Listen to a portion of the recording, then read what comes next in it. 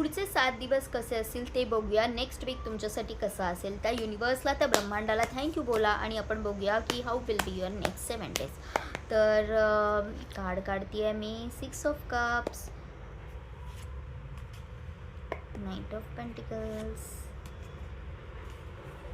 ज्या गोष्टी तुम्ही दुर्लक्षित केल्या होत्या, ज्या गोष्टींसाठी तुम्हाला खूप जास्त भीती वाटत होती, तर त्याचं सोल्युशन तुम्हाला तुमच्या फॅमिलीकडूनच येईल. ओके, कोणतरी फॅमिली मेंबर आहे की जे तुम्हाला मदत करू शकतं.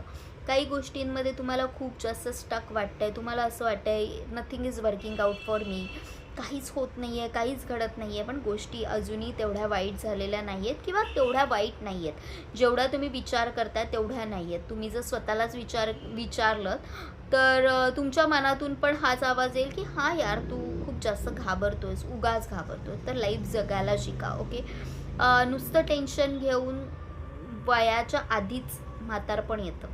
ओके, तर तसं करू नका.